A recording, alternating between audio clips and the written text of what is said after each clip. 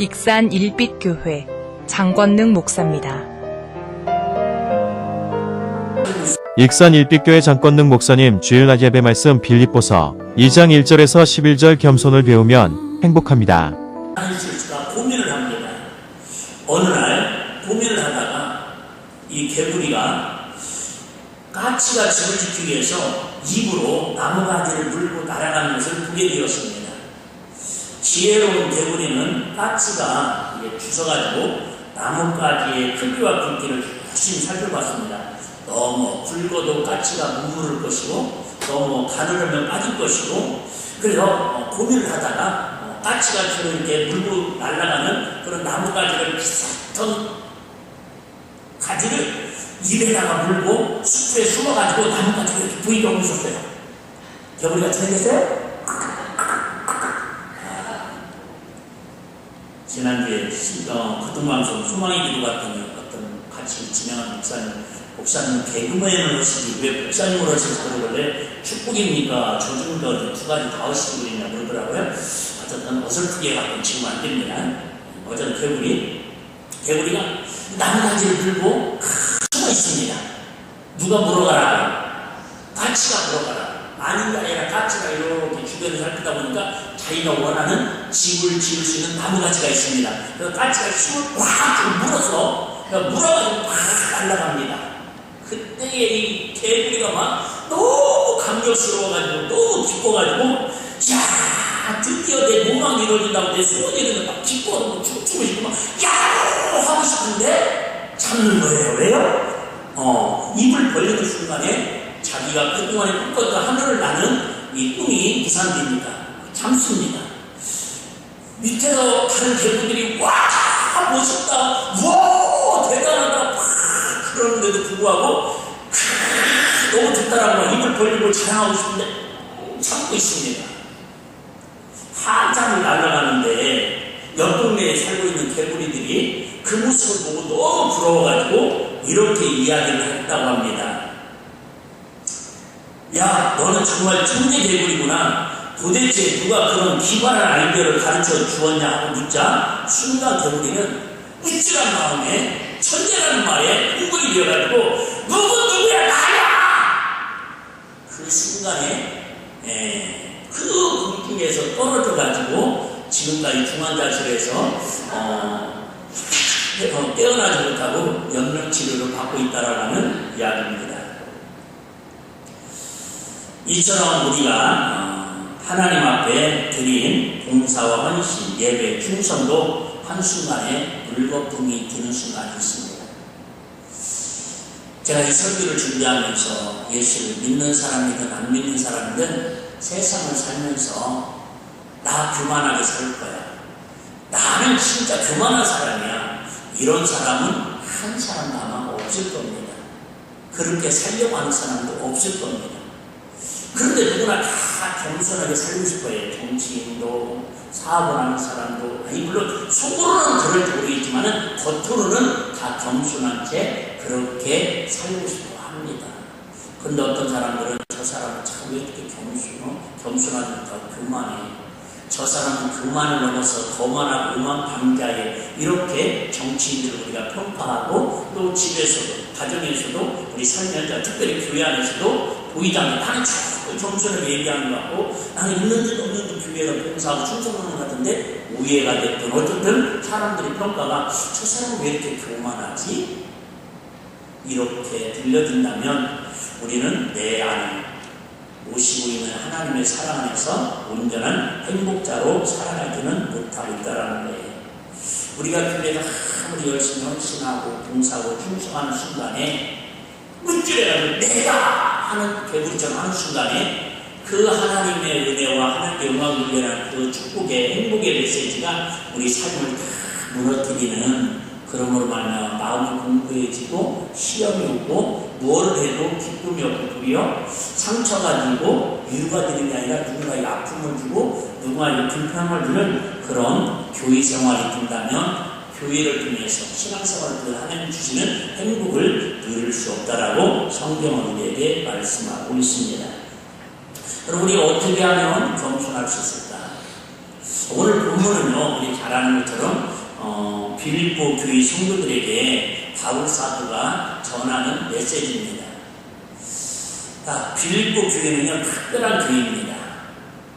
사도행전 16장에 나오는데, 어쨌든 사도 바울이 하나님께서 감동을 하셔가지고 빌립보 성에 들어와가지고 교회를 세우고 싶고 누군가를 만나서 전도를 하고 싶은데, 거기에는 예수 믿는 사람이 누군지 환영하는 사람도 없습니다. 그래서 이제 주일날이 돼가지고 기도를 해야 되는데 어디 가도 기도할 데가 없으니까 기도처가 있는가 해서 우리로 말하면 빨래터 같은 냇가에 가가지고, 왜 거기에 그리고 여인들이 모여 있잖아요, 주로. 그래서 거기 가서 기도하러 갔는데 마침 거기에 이 옥감장사라는 누디아라고 하는 그런 여사장님을 만납니다. 하나님께서 이 여사장님 마음을 확 열어제껴가지고 바울 목사님이 영안을 열게 하고 하나님 음성을 줘가지고 어쨌든 거기에서 말씀을 사모하고, 그러면서 이 유사장님이 우리 집이 있으니까 사업장입니다. 그래서 조금 공간이 있으니까 우리 집 예배를 드리자. 기도처가 그래서 누디아 여사장 집에서 교회가 그렇게 해서 시작된 겁니다. 개척 멤버가 있는 것도 아닙니다. 좋은 교회가 이렇게 형성이 된 것도 아닙니다.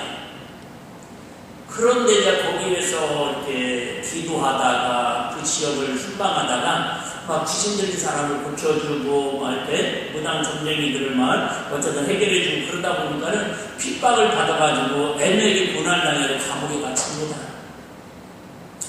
감옥에 갇혔으면 하나님 이게 웬일입니까? 억울하고 그날만도 한데 그 감옥 안에서 막 하나님께 찬양을 하는데 그냥 찬양을 하는 게 막 이리 기쁜 막 하여튼 온 동네가 떠나가지고 막 찬양을 합니다. 참 이해가 안 되는 일이죠. 감옥에서. 그런데 하나님께서 간수장들을 막 사방을 지키고 막 밤새도록 지킵니다. 그렇게 알뜰만 찬양을 하고 기도하니까요, 갑자기 지금처럼 일어나가지고 문이 확 열려졌습니다. 그리고 천사가 나타나가지고 바울과 그 신라 일행들을 빨리 나가라. 그래서 나왔습니다. 어디로 갔을까요? 네, 어디로 갔습니다. 그때에 간수장이 놀래가지고 책임자니까 교도관이나 교도소장이죠. 교도소장이 깜짝 놀래가지고 왜 거기는 로마의 시민지입니다. 그러니까 이미 주일수를 타락시키는데 맡겨보겠다라는 건 이미 현행범으로 그냥 자기 가문이 몰살당하는 그런 일입니다. 그래서 막 자결하려고 합니다. 내가 임무를 다 보내 어차피 로마 법으로 처형당하느니 내가 자결해서 죽는 게 낫겠다고. 그래야 가족들한테 피해는 안 가겠다고. 그래서 자결하려고 막 칼로 자기를 자유하려고 그러는데 사도 바울이 얘기합니다. 나 죽지 말으라고. 나 도망간 게 아니라 여기 있다가 아직 여기 있다고. 그랬더니 간수장이 감동을 먹어가지고 자기 집에 바울과 신라를 초청해가지고 온 가족들과 함께 그냥 부흥회를 합니다. 그래서 다 세례를 받고 성령을 체험해서 만들어진 교회가 바로 빌립보 교회입니다. 그러다 보니까 빌립보 교회는 그렇게 부자들이 있는 교회는 아닙니다. 다른 교회처럼. 그런데 깐깐한 뭘로요? 첫째 기도와 바울 사도가 감옥에 갇혀서 특별한 은혜를 체험한 간수장과 그 가족들, 직원들을 중심으로 해서 세워진 교회입니다. 그러다 보니까 나중에 바울 목사님이 복음을 전하다 어디 로마의 감옥에 갇힙니다. 그 감옥에 갇혔을 때도 이 빌립보 교회 성도들이 힘을 합쳐가지고 선교운동을 몇 번을 보내고 그렇게 특별한 관계를 유지하고 있습니다. 어떻게 보면 가족 같은 교회이고 끈끈한 하나님의 사랑과의 영적인 체험 있는 교회인데 이 교회에도 여지없이 문제가 생깁니다.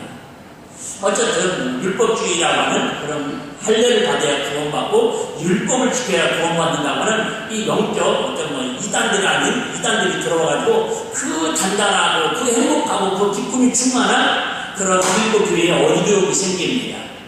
그런 와중에 교회에 분란이 생깁니다. 그 분란을 생기는 원인이 누구냐면 빌립보서 4장 2절입니다. 빌립보서 4장 2절. 자, 안 좋은 말씀 제가 읽어드릴게요.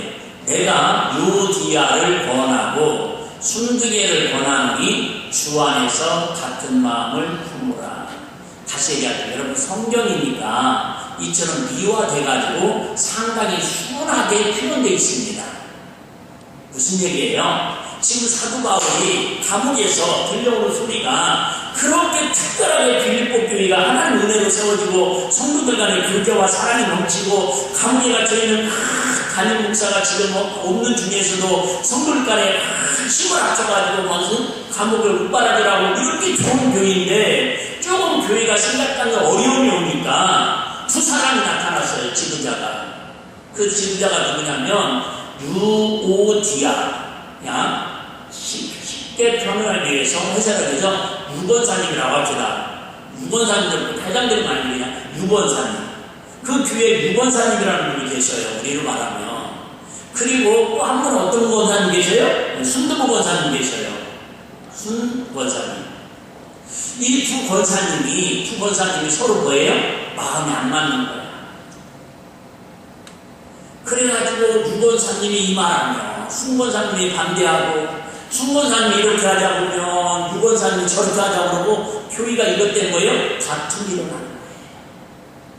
그렇게 특별한 은혜 속에서 특별한 관계 속에서 모아진 빌립보 교인에도 불구하고 그러니까 바울이 마음이 아프겠어요? 안 아프겠어요? 자기가 감옥에 갇혀있는 것보다 교도소에서 고통받고 있는 것보다 성도들이 그렇게 양분하게 돼가지고 다투고 있는 모습이 너무 아프니까 이야기하는 거예요. 유두고를 권하고 순두개를 권하는 주 안에서 뭐예요? 같은 마음을 품고 하나가 되라는 거예요. 저는 이걸 새벽에 기도하면서 여러분 교회의 다툼을 일으키려면 지금 누가 일으켜야 맞아요? 지도자로서 꼭 그런 건 아닌데 교회에 가장 뭐 그런 거 따지는 않지만 일반적으로 지금까지 들어본 것처럼 그래도 교회에 가장 힘있고 리더의 영향력을 끼칠 수 있는 영향력이 있는 사람이 누구 계시? 첫 번째는 누디야. 그 사람을 통해서 어쩌든 교회가 세워지는 발판이 됐잖아요. 집까지 헌신해주고. 두 번째, 교회가 그나마 가장 영향력 있는 사람은 그것도 누구 계세요? 사회적으로 그래도 그 지역의 유지인 교도관, 교도소장. 그 사람이 어떻게 보면 지금 누디하고 교도관하고 둘이 다투고 둘이 의견이 안 맞았다면 이해를 하겠어요. 가장 교회에 영향력 있는 사람, 가장 사회적으로 힘이 있고 큰 은혜를 경험한 사람들은 이 교회를 섬기고 헌신하고 겸손하게 사랑으로 보살피고 있는데 감사해요. 성경은 참 특별하죠. 이렇게 안 좋은 사람들의 앞뒤 이야기는요 성경에 어디에도 기록되어 있지 않아요. 제가 아무리 성경을 이 자료를 검색을 해보고 자료를 연구를 해봐도 여기 위에는 자세히 나오지 않습니다. 더 궁금해요. 도대체 유권사님이 어떤 출신이고 이 사람이 빌립보 교회에 어떤 역할을 했고 부부는 누구고 혹시 뭐 유대인의 대중에도 온 사람은 아닐까? 혹시 교회에 뭐 늦게 와가지고 또 종종 헌금 좀 했다고 자기가 뭐 설득하러 찍은 사람 아닐까? 나름대로 조사를 해봤는데 아무데도 나온 구절이 없어요. 왜요? 은혜스럽지 않은 이야기니까. 목사님도 부탁드리는데 강단에 은혜스럽지 않은 얘기는 빨리 그냥 싹 집어넣었으면 좋겠어요. 아멘입니다. 아멘. 어쨌든 우리 일비교회에 실수한 분 유권사님이나 순권사님은 뒤지 않는 은혜가 있기를 주님 축복합니다.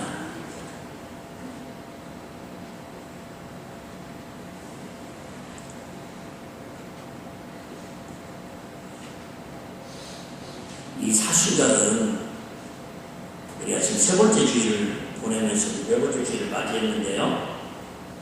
사순절을 다른 말로 딱 한마디 표현하면은 겸손하다는 거예요. 겸손해라. 우리 예수님 땅에 오셔서 사순절을 통해서 주시는 영적 의미는 뭐라고요? 겸손. 여러분 겸손이라는 단어를 뜻을 모르고 내용을 모르고 겸손이 안 좋다라는 거, 좋다라는 걸 모르는 사람 한 사람도 없을 거예요. 신기한 거예요. 아시는 것처럼 예수님께 우리에게 하지 말라, 하라, 그 많은 명령을 하시는데 유일하게 하나 배우라고 하신 말씀이 있어요. 그 말씀 무슨 말씀이시죠? 마태복음 11장 28절에서 29절 말씀. 감성하고 계시지요. 시작. 수고하고 무거운 짐진 자들아 다 내게 오라. 내가 너희를 쉬게 하리라. 그 다음 나는 마음이 온유하고 겸손하니 나의 멍에를 메고 내게 배우라. 그러면 너희 마음이 쉼을 얻으리라. 유일하게 예수님한테 배우라는 게 있어요. 예수님 우리에게 이렇게 하라, 저렇게 하라, 이거 하지 마라, 이렇게 명령을 하셨는데 예수님한테 꼭 예수님이 다른 거 모르면 이거 한 만큼 배웠으면 좋겠다라는, 아니 성도라면 예수님의 믿는 사람이라 정되기를 바라는 사람은 예수를 위해서 행복하기를 원하는 사람은 이거 하나를 배워야 한다는 거예요. 뭐를 배우라는 거예요? 온유와 겸손을 배우라는 거예요. 그 온유와 겸손은 양면에 동전의 양면과 같습니다. 그러니까 겸손한 사람은 온유하고 온유한 사람은 겸손인데 따로 단어를 해석할 필요가 없어요. 아, 저 사람은 온유한데 교만해. 말이 안 맞습니다. 아, 저 사람은 겸손한데 참 온유하잖아요. 아닙니다. 근데 여러분 다시 한번 이렇게 온유하니까 겸손하니까 그래도 약자 앞에서 비굴하게 무릎 꿇을 것처럼 그런 모습이 아니잖아요. 우리 예수님 아시는 것처럼 막 바리새인 서기관들 해가지고요 독살같이 때리라고 의로운 분노도 내셨습니다. 심지어 막 성전에 들어가셔가지고 강도의 구열을 막 설상을 들어 엎으면서 진노를 하나님께서 하셨습니다. 아니 온유하신 예수님이 그게 온유한 모습입니까? 이렇게 여러분 오해하면 안 돼요. 어떤 분들은 저도 오해를 많이 봤는데 목소리만 커도 아이고 우리 목사님은 참 온유하지 못하시고 화가 많으시다고 그런 오해 받을 수 있습니다. 여러분 어쨌든 저와 여러분들이 정말 예수 믿으면서 주님 만나는 그날까지 가장 행복한 삶을 살기를 원하시는 분들은 예수님이 말씀하신 온유와 겸손을 배우면, 그러니까 온유는 태어나는 것도 있지만 뭐야 한다는 거예요? 배워야 한다는 거예요. 누구한테 배워야 한다는 거예요? 예수님한테 배워야 한다는 거예요. 어떻게 하면 내가 겸손할 수 있다? 일반 지식으로 삶을 살면서 경험으로 터득되어지는 것도 있지만은 성경적인 말씀은 뭐예요? 배워야 한다는 거예요. 오늘도 저와 여러분들이 겸손한 마음으로 어쨌든 예수님이 오늘 우리에게 주시는 겸손의 마음을 배우셔서 하나님의 은혜 안에서 행복자로 살아가는 주인공들이 되시기를 주의 이름으로 축복합니다. 자, 그러면 어떻게 하면 우리가 겸손을 배우고 어떻게 하면 우리가 다투지 않냐고 하나하고 하나님께 영광을 돌리는 삶을 살까? 자, 빌립보 2장 3절 보겠습니다. 빌립보 2장 3절 이 말씀도 여러분 암송하셔야 합니다. 빌립보 2장 3절 자 우리 같이 한 목소리로 여러분 성경이 있으니까 시작. 아무 일에든지 다툼이나 허용을 하지 말고 오직 겸손한 마음으로 각각 자기보다 낫게 여기고. 아무 일에든지 뭐 하고요? 다툼이나. 자, 내가 겸손한 사람인지 교만한 사람인지 나는 잘 모르겠어요. 아까 얘기했잖아요. 나는 교만하게 살려는 사람 한 명도 없다니까요. 나는 교만해! 이런 사람 한 명도 없어요. 근데 내 자신이 교만한지 교만하지 않는지 여러분 나는 몸무게가 가벼워. 이거 살이 빠져갖고 진짜 날아갈 것 같아. 여러분 그 느낌일 수도 있지만 정확한 몸무게는 어디에 올라가 봐야 정확해요? 네, 저울에 올라가 봐야 하는 것처럼. 오늘 왜 이렇게 덥지? 네, 몸이 막 열나가지고 더운데 실제로 온도가 낮을 수도 있잖아요. 정확한 온도는 뭘 통해서 정확하게 검증이 되는 거예요? 온도계를 통해서. 기분이나 느낌이 아니라는 거죠. 내가 겸손한 사람인지 내가 지금 교만한 사람인지 정확하게 진단하는 건 뭘 통해서 진단한다는 거예요? 하나님 말씀을 통해서. 그 말씀을 통해서 내 스스로 점검을 해봐요. 거울을 보고 어디가 이상이 생기고 보는 것처럼. 첫째, 이루 여하를 막론하고 아무 일이든지 어떤 일이든지 다툼이 있는 사람은 어떤 사람이다? 겸손한 사람은 아니다. 아까 봤죠? 그래서 유권사님과 순권사님이 서로 다투니까 권면하는 게 그 말은 뭐예요? 교만한 권사님이라는 거예요. 그 당시나 지금이나 그분들이 여성이라는 데는 신학적으로 동일하게 주장을 하고 있더라고요. 신기하죠. 교회의 모든 일들은 대부분 남성들이 주도하는 것 같은데 실질적인 모든 영향력은 여성들이 다 갖고 있대요. 초기에서도 지금 그런 의견들이 나옵니다. 교회의 70%가 여성들인데 왜 여성들의 장로님들보다는 남성들의 장로님 수가 더 많냐? 이거 가지고 지금 초기에서도 의견들이 이렇게 나오는 부분이 있습니다. 어떤 이단 교회는 그런 것도 있잖아요. 왜 하나님을 아버지라고만 하냐? 하나님을 어머니, 여성들이 교회가 더 많으니까 하나님 어머니라고 하려고요. 하나님 어머니 교회도 있습니다. 어쨌든 그걸 대결하는 게 아니라 이유야를 막론하고 내 마음속에 다투려고 하는 기질이 있는 사람은 어떤 사람이다? 여러분들이 하셔요. 열심히 써야지. 이유야를 막론하고 부부 간에든 부모 형제 간에든 교회 안에서든 직장에서든 내 마음속에 누군가하고 다투려고 하는 나름이 막 쏟아날 때 오는 사람은 그 순간 어떤 사람이다? 교만한 사람.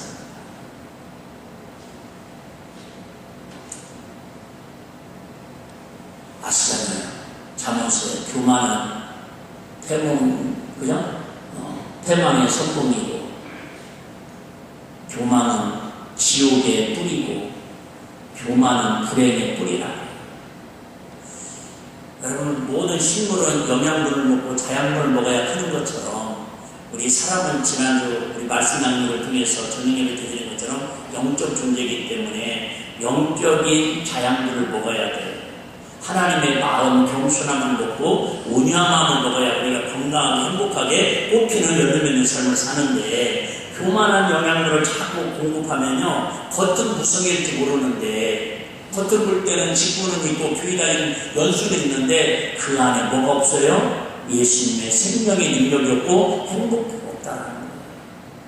여러분 다른 건 모르겠지만 목사님 나 공과금 낼 돈도 없고 이런 길가 몰라가지고 차를 놓고 그냥 걸어오고 싶은 마음이에요.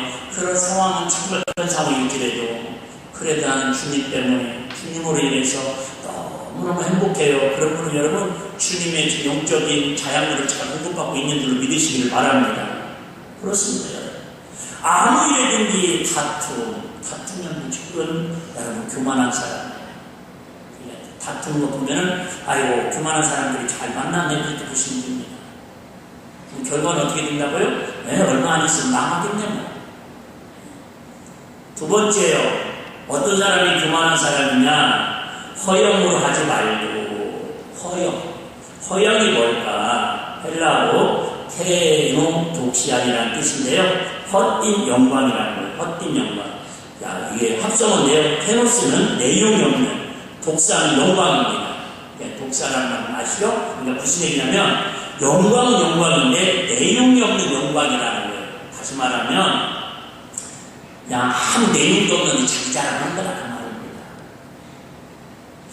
그럼 구체적으로 어떤 게 허영일까? 헛된 영광일까?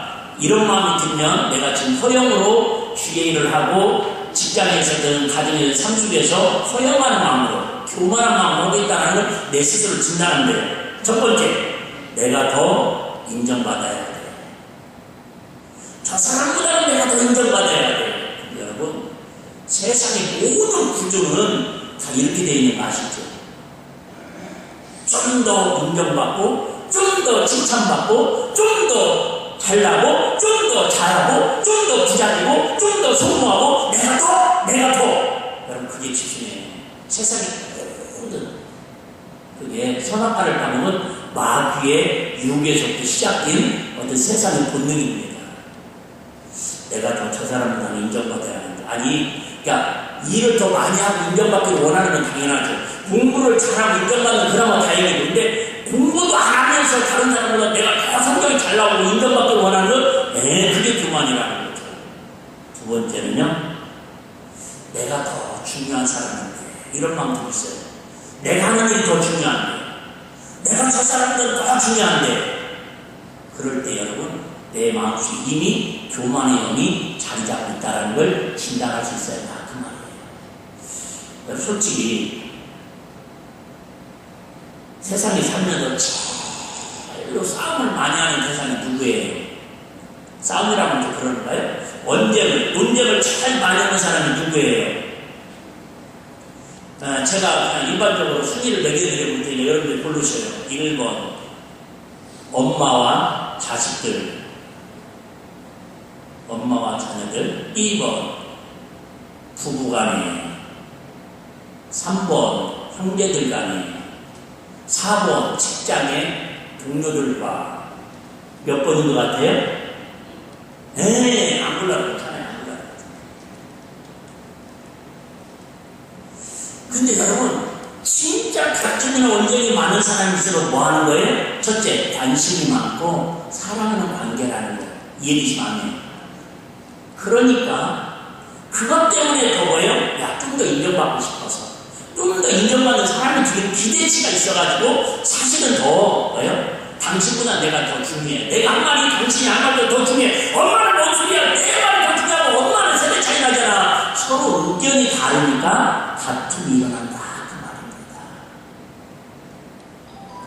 세 번째는 여러분 같은 말인데, 내 의견이 더 맞다고 주장할 때 그걸 허영이라 헛된 영광이라는 거예요. 남의 말 들으려고 하지 않아요. 내가 말하는 법이야. 내 말이 못하니까. 내 말이 못하니까. 지금은 내비가 있어서 얼마나 좋아요. 옛날에 그 에피소드들 많이 있잖아요. 부모님은 운전하고 뒤에 아이들 설명 태우고 간만에 밥 먹고 막 김밥 싸가지고 소풍 가는데 막 어디 가다 보니까 길을 못 찾아요. 그러니까 막 옆에 있는 부인은 뭐라고 해요? 여보, 창문 열고 저 지나가는 사람들한테 물어보자. 그럼 남자들은 자존심이 있어. 와, 소리야, 조금만 기다리고 한 바퀴만 더 돌아보고 한 바퀴만 더 돌아보고 막 그런다고 그러잖아요. 지금은 뭐 그럴 필요도 없습니다. 내비 안에 예쁜 여성이 있어가지고 주인님 뭐 들어보셔드릴까요? 여러분, 내 말이 더 맞다라고 생각 않고 사는 사람이 어디 있어요? 저도 마찬가지입니다. 내 생각이 무시당하고 내가 한 말이 통과되지 않으면 당연히 마음 상합니다.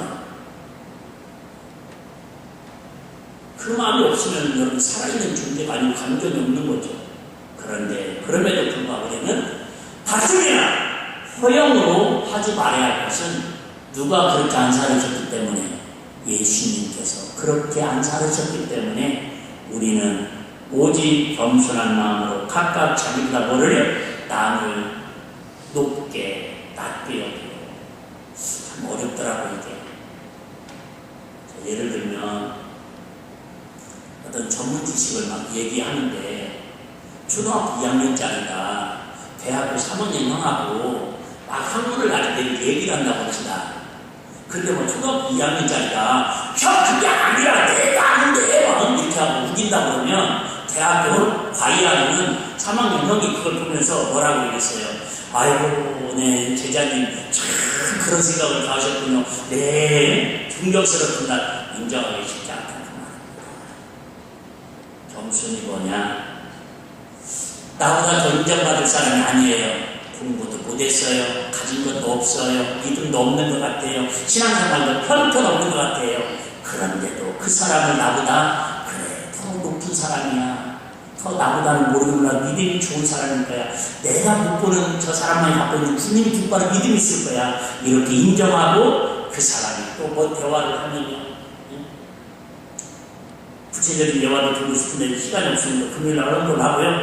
어쨌든 내가 주장하고 싶어도 저 사람 얘기하면 그래, 내 생각도 중요하지만 저 사람이 저렇게 의견을 내세울 때는 그만큼 중요한 이유가 있으니까 저렇게 하게 하는 거겠지. 그렇게 마음을 조금 열고 하면 그 사람이 어떤 사람이라는 거예요? 겸손한 사람이라는 거예요.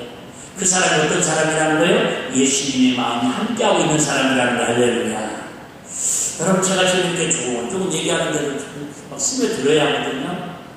사실 오늘 이 말씀만 갖고도 설교 끝내도 돼야 돼요. 자, 그럼 빨리 정리할게요. 그럼 여러분, 겸손하면 어떻게 행복합니까? 첫째는 여러분, 겸손하면 관계가 행복해집니다.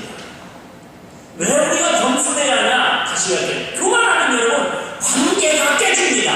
아까 얘기했잖아요. 유권사님이 교회 아마 모르기가 훨씬 많이 할 거예요. 순권사님이 교회 나가 애쓰고 수고 기도 많이 할 거예요. 그런데 아무리 교회에 언제나 충성해도 둘이 의견이 부딪히고 둘이 다투니까요. 사도바울이 마음이 불편해가지고 교회가 은혜스럽지 않으니까 서로 권면해가지고 예수의 마음으로 하나 되라고 지금 권면하더라 그 말입니다. 제가 장례식장 많이 가는 편이잖아요.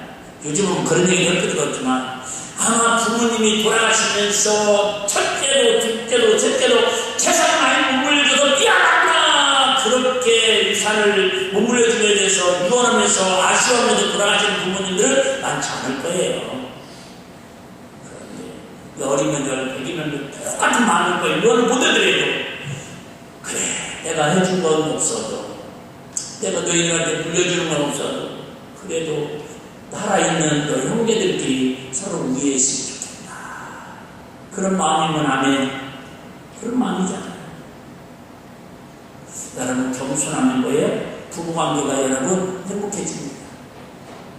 서로 자녀가 겸손해지고 부모가 겸손해지고 서로 교회에서 서로 겸손해지면요 그 구역을 보면요 막 웃음이 피어납니다. 식사장을 하면서도 대갑대요. 힘든 일은 대갑대요. 좀 힘든 대갑대요. 겸손한 사람들의 그 공동체의 모습입니다. 교만한 사람들의 특징. 저 시금치에다가 저 깨소금을 먼저 버무려야 깨소금이 많이 들어가고 그랬더니 뭔 소리야. 깨소금 보여주는 거예요. 다 묻히고 위에다가 살짝 뿌려갖고 내놔야 하는 거야. 내 말대로 안 한다. 나 다음 주에 그게 진짜 안 할 거야. 네, 교만하다는 증거. 정확하거든요. 왜? 내 생각대로 절대 안 될 수도 있습니다. 근데 저런 방법도 있구나. 저 사람이 말하면 그런 뜻도 있었구나. 이게 서로 합의하면 괜찮아. 그게 같을 수는 없죠. 그런데 자기 주장이 관철 안 된다고 그 판을 들어엎은 사람, 동창회가 됐든 뭐가 됐든 교만한 사람. 여러분, 겸손하면 관계가 행복합니다. 두 번째, 여러분, 겸손은 예수님의 삶의 모습이었습니다. 더 이상 설명 안 드려가시죠? 5절 6절 한번 읽어볼까요? 5절 6절 너희 안에 이 마음을 품으라 곧 그것이 예수의 마음이니 그는 그분 하나님의 본체이시나 하나님과 동등됨을 취할 것으로 여기지 아니하시고 여기서 중요한 사실 하나 7절 보겠습니다. 사실 이 단어에 제가 오늘 필이 꽂혀가지고 이 본문을 준비하게 됐었는데 7절 한번 보겠습니다. 오히려 자기를 비워 종의 형체를 가져. 이게 겸손을 지금 배워야 하는데 사실 너무 광범위해요. 지금 몇 시간 내에 다 모자를 분량입니다. 읽기를 쉬우고 전하는 거 쉬운데 배워야 하잖아요. 배워야 돼요. 전 지금도 국민학교 2학년 때 제가 구구단을 민 것 같은데 국민교회 원장하고 구구단을요 2단까지 미는데도 하여튼 엄청 오래 걸렸고요. 2단 읽고 나면 또 3단 넘어가려면 또 2단을 까먹고요. 하여튼 지금도 생각나는데 7단, 8단 일 때는요 하여튼 거의 막 40을 왔다 갔다 하는 기억이 지금도 있습니다. 60년이 다 지나가는데도. 뭐예요? 여러분 배우는 건요 쉽게 이해됐다고 내가 몇 번 읽었다고 암송했다고 그 다음날 줄줄줄 나오는 게 아니더라 그 말입니다. 오류와 겸손을 배우라는 것은 우리 삶 속에서 철저하게 반복하고 훈련해가지고 나도 모르게 무수적으로 나올 정도까지 배워야 이게 배우는 거다 그 말이에요. 할렐루야. 그러니 여러분 한 번 들었다고 진짜 또 큰 소리 교시네. 또 그렇게 사십니까 그러지. 그렇게 사십니까. 어떻게 해요? 교만하게 사십니까 또 하는 거죠. 교만하게 기분 볼 때. 자, 오히려 자기를 비워보여 겸손을 뭐하는 거예요? 자기를 비운다라는 거예요. 자기를 비운다는 거예요. 내장을 비워갖고 떡채우고 이런 맛있는 음식 적으라는 게 아니잖아요. 뭘 비우는? 자기 생각, 자기 아집, 자기 주장, 자기 고집 이걸 비우라는 거예요. 오늘도 마찬가지 여러분. 내 생각 나한테 고장관이 다 차있으면요 목사님이 어떤 말씀을 해도요 여러분 영혼 속으로 들어가지 않는다니까. 근데 자기 자신을 다 비우고 빙그러지게 말씀하여 주옵소서 쉬어 듣겠나이다. 그러면 신경이 여러분 아멘 어느 순간에요 내 영혼의 그 말씀들이 세포에 공급이 돼가지고 어느 날부터 내 삶이 변화되고요 내 안에 행복이 쭉쭉쭉 올라와서 내 행복수가 이렇게 높아진다. 할렐루야. 본인이 안다니까요. 본인이 오히려 자기를 비워 종의 형체를 가져 사람들과 같이 귀엽고 여러분 다스려야 돼요. 겸손이 뭐냐? 예수님은요 만왕의 왕이셨어요. 만왕의 왕인데 하루아침에 저와 여러분을 구원하시고 사랑하셔서 이 땅에 누구로 왔더라고요? 노예처럼 종처럼 오셔서 최고의 뭐랄까요 살인자의 유명을 써가지고 죽기까지 시켜는 노예를 모셨다 그 말입니다. 자, 여기 중요한 단어인데 한번 따라해보세요. 사람들과 같이 귀엽고. 여러분, 예수님의 검토는 같이 지는 것입니다. 같이 지는 것. 유치원 선생님들이 참 대단하잖아요. 제가 만약 유치원에 가서 아이들한테 4살, 5살 놈한테 이렇게 얘기합니다. 여러분, 하나님 여러분을 사랑하시고 여러분 주를 흐리게 하고 예수님 구원받아 천국을 가야 합니다. 할렐루야! 그럼 아이들이 뭐라고 그러세요? 저 아저씨 왜 와가지고 소리 지르는데야? 근데 흉내는 못 내겠지만 유치원 선생님들은 뭐라고 해요? 어린이 여러분 반가워요. 뭐예요? 사람들과 같이 귀엽고. 여기 지금 많은 명이 예수님께서 사람들과 같이 누가 저와 여러분들. 근데 저와 여러분들이 지금 이렇게 멀쩡하게 이렇게 지난 미남미남 이렇게 있지만은 이 안에는 뭐예요? 죽을 수밖에 없는 주인 중에 교수들과 같이 귀엽고. 여러분, 오늘 말씀은요, 이 말씀 일주일 동안 얼마나 묵상하느냐에 따라서 저부터 시작해서 영적인 수준이 하나님과 더 가까이 가느냐 결정되는 말씀입니다.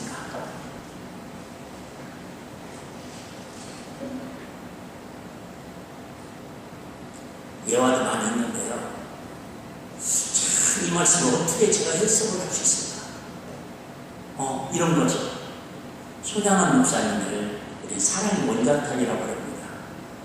그 아들 둘이나 공산당의 그 청년들한테 대창으로 찔려가지고 이렇게 순교당하고 그것에 대해서 10가지 감사한 것도 대단하지만 그 아픔을 가지고도 그 애어머니라고 지금으로 하면 한센스병, 문득병 걸린 지금은 음악이 좋아져도 그나마 나는데 그 당시에는 소록도라고 하고 다리도 없어가지고 배 타고 그냥 가족들이 갖다 버리고 다시 오지 않는 곳이잖아요. 그곳에 가가지고 같이 그 손에서 고름이 나고 눈이 막 부드러지고 피가 나는데도 그대로 가지고 밥을 먹는 겁니다. 그러니까 거기 있는 막 성도들이 그러는 걸 신방을 가면 목사님 제발 오지 마세요. 우리 완전 전염되면 안 됩니다. 그러니까 얼굴 같이 있으면 전염되는 호흡기는 전염 안 되는데 이 진이 묻으면 전염될 수 있다는 거예요. 그래갖고 처음에는요, 이 소장 목사님 갔는데도 그 사람들이 당신은 지금 목사고, 호대 멀쩡한 양복 입고, 설교하는 목사고, 우리는 이렇게 언제 죽을지 모르면 말 그대로 흉악한 얼굴이 있는데, 우리하고 같은 사람 아니라고. 그냥 강단을 설교하시고, 그냥 가시라고. 기도했다고 그래. 하나님, 저한테 소원이 있는데, 저도 저들과 같이, 저들처럼 같이, 문둥병이 걸리게 하여 주시옵소서. 손양 목사는 문둥병이 안 걸리는 걸 알는데 어떤 목사는 진짜 걸렸대요. 그냥 다 기뻐서 신방을 갔대요. 성모님, 김지사님, 박집사님, 유권사님, 수권사님 다 문둥병 걸렸어요. 여러분과 같이 비었어요. 여러분과 같이 비었어요. 여러분과 같이 문둥병자가 비었어요. 그 친구로 나는 건 그냥 손을 만져주면서 같이 밥 먹고 그랬더니요. 그분들이 마음을 다 그동네 사람들이 열어가지고 구원함을 받았다라는 거예요. 여러분, 부모가 겸손하다는 게 뭘까요? 어린아이들 마음과 같이 지는 거예요. 왜요? 어린아이들을, 자녀들을 구원함을 얻기 위해서. 여러분, 참새가 맵새 따라가요. 맵새가 그저 황새 따라가다가 가정이 찌러지는데 황새가 맵새, 참새에 여러분 발맞추는 것은 어렵긴 하지만 그래도 불가능하진 않습니다. 어느 교회가 겸손한 교회냐? 우리 일빛교회에서는 내가 제일로 못난 사람이다. 제일로 죄가 많은 사람이다. 제일로 헛골이 많은 사람이다. 이 죄만 허물 많은 나를 구원하시려고 예수님께서 친히 십자가에서 사람과 같이 뒤엎고 모든 걸 다 비워가지고 나와 똑같은 사람 뒤에서 다 구원하시려고 그렇게 죽으셨다면 저 여러분도 사실에 대한 한 번 정도는 내가 누구에게 가장 낮은 사람인데 내가 더 낮아져서 저 사람의 영혼을 위해서 기도하고 저 사람의 영혼을 끌어안고 여러분 손잡아주고 같이 사랑 언어를 나눈다면 하나님이 얼마나 기뻐하는 교회와 가정과 공동체가 되시겠습니까? 여러분 왜 겸손이 이렇게 어려운데 이렇게까지 우리가 살아야 합니까? 아시는 것처럼 세상은 교만해야 올라가는 것 같고 성공해야 출세하는 것 같지만 하나님은 경건한 사람을 높이신다고 9절에 11절에 말씀하고 있습니다. 여러분 하나님이 높이시면 내릴 자가 없고요 하나님이 세우시면 흔들 자가 없습니다. 할렐루야. 하나님한테 인정받아야지. 하나님이 높여주셔야 돼요. 자, 삶의 적용입니다. 그럼 우리가 어떻게 하면 겸손함으로 하나님 앞에 행복자로 살아갈 수 있다. 첫 번째는 여러분 먼저 낮아지는 사람이 되는 겁니다. 낮아지는 사람은 먼저 사과하는 사람이고 먼저 이해하는 사람이고 먼저 양보하는 사람이고 먼저 겸손한 사람입니다. 아침에 극동방송에 꼭 공영방송에 한 번씩 거기 있더라고요. 어린아이들에게 꼭 가르쳐야 합니다. 감사합니다. 사랑합니다. 죄송했습니다. 잘못했습니다. 극동방송 들어보셔서 아침마다 매일 나옵니다. 그 아이들이 뭐 따라합니다. 감사합니다. 죄송합니다. 사랑합니다. 잘못했습니다. 네? 겸손한 사람들의 언어의 특징입니다. 뭔 일 있으면 사랑합니다. 감사합니다. 죄송합니다. 제가 부족했습니다. 네? 제가 용서합니다. 제 사랑이 미치지 못해서 죄송합니다. 언어를 보면 그 사람이 영적으로 교만한 사람인지 겸손한 사람인지 알 수 있다. 두 번째는 여러분 섬김을 선택해야 합니다. 인자가 온 것은 섬김을 받으려 함이 아니라 도리어 섬기려 하고. 여러분 섬기는 사람은 절대 교만할 수 없습니다. 세 번째는 제일 중요합니다. 여러분 십자가를 바라보라는 막연한 이야기지만 특별히 사순절 기간에 나를 위해서 갈갈이 찢기신 그 몸으로 6시간 동안 칼부리 언덕에서 피 한 방울 다 쏟으시는 그 십자가를 바라보면 여러분 내 자존심도 참을 게 뭐가 있고 내가 힘든 거 여러분 이겨내지 못할 게 뭐가 있겠어요.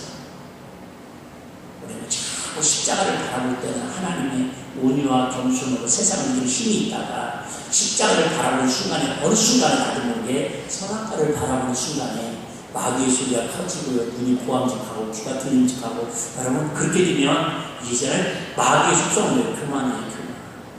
그러면 가진 것 같으나 놓치는 거고요. 정말 성공한 자 같으나 망하는 자 아닙니까요? 우리 제가 다음 주부에다 올릴 시간이 없네요. 여러분 한 번 정도 다 들어보신 얘기니까 이 시 한번 읽어드리고 마치겠습니다. 성 프란시스코의 평화의 기도입니다. 주여 나를 당신의 평화의 도구로 써주소서. 미움 있는 곳에 사랑을, 다툼이 있는 곳에 용서를, 분열이 있는 곳에 일치를, 그릇김이 있는 곳에 진리를, 의혹이 있는 곳에 믿음을, 절망이 있는 곳에 희망을, 어둠이 있는 곳에 빛을, 슬픔이 있는 곳에 기쁨을 심게 하소서. 위로받기보다는 위로하며 이해받기보다는 이해하며 사랑받기보다는 사랑하며 자기를 온전히 주게 하소서.